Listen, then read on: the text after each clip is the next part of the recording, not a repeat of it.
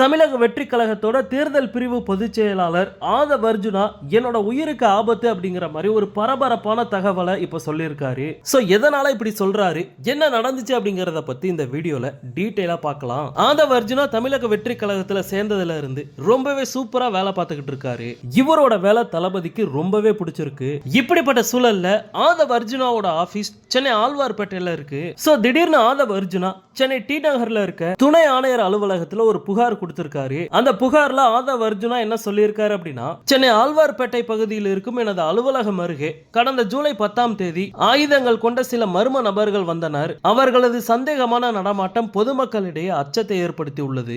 எனது அலுவலகத்திற்கு ஆட்டோவில் வந்த அந்த நபர்கள் கையில் ஆயுதங்களை வைத்திருந்தனர். அவர்கள் எதற்காக வந்தனர் என்பதை புரிந்து கொண்டு அவர்களை எச்சரித்தேன். பின்னர் எனது அலுவலகத்திற்குள் நுழைய முயற்சித்தனர். மேலும் அதே நாளில் ஒரு கட்சியின் கொடி கட்டப்பட்டிருந்த காரிலும் மர்ம நபர்கள் வந்து என்னை நோட்டமிட்டனர். எனவே எனது உயிருக்கு ஆபத்து உள்ளது என ஆதவ் அர்ஜுனா தனது புகாரில் பதிவு செய்துள்ளார். சோ எனக்கு பாதுகாப்பு கொடுங்க, அந்த மர்ம நபர்கள் யாரு அப்படிங்கறத கண்டுபிடிங்க அப்படிங்கிற மாதிரி ஆதவ் அர்ஜுனா புகார் கொடுத்திருக்காரு. ஆதவ் அர்ஜுனா உயிருக்கு ஆபத்து அப்படிங்கிற தகவல் இப்ப வெளியில வந்திருக்கு. இந்த நியூஸை கேள்விப்பட்ட தமிழக வெற்றி கழகத்தினர் அதிர்ச்சியில இருக்காங்க அப்படின்னு தான் சொல்லணும். சோ துணை ஆணையர் இந்த புகாரை ஏத்துக்கிட்டு ஆழ்வார்பேட்டை பகுதியில் சிசிடிவி காட்சிகளை வச்சு அந்த ஆட்டோ பத்தின விவரங்களை சேகரிக்க ஆரம்பிச்சிருக்காங்க. ஆட்டோ மட்டும் இல்லாம ஒரு கட்சி கொடி கட்டப்பட்ட கார்ல இருந்து மர்ம நபர்கள் என்ன நோட்டமிட்டாங்க அப்படிங்கிற மாதிரி ஆதவ் அர்ஜுனா சொல்லியிருக்காரு. அவர் எந்த கட்சியை சொல்றாரு அப்படின்ட்டு தெரியல.